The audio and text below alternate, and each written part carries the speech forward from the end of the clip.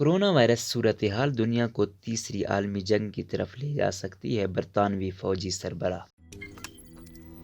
روزنامہ قدرت کی ویڈیو دیکھنے کے لیے ابھی یوٹیوب چینل پہ سبسکرائب کریں اور بیل آئیکن پر بھی کلک کریں۔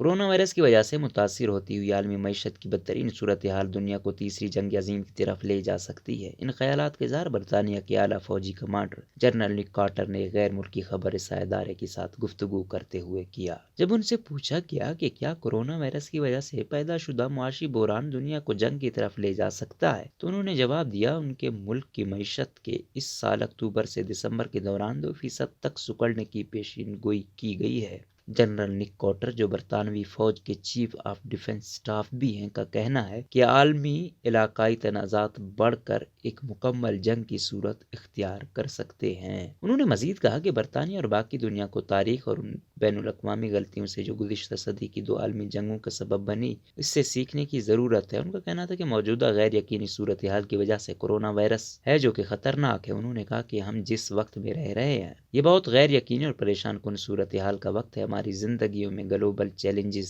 بھی موجود ہیں۔ اپنی بات کو جاری رکھتے ہوئے جنرل نک کارٹر کہنا تھا کہ ان حالات میں ہمیں علاقائی تنازعات کا حقیقی خطرہ بھی درپیش ہو سکتا ہے، جو بڑھ کر غلط اندازوں کی طرف جا سکتا ہے۔ غلط اندازوں کا مطلب اس میں زیادہ لوگ شامل ہو جائیں، زیادہ ہتھیار شامل ہو جائیں اور اس سے پہلے کہ اس پر قابو پایا جائے، یہ جنگ کی صورت اختیار کر لے۔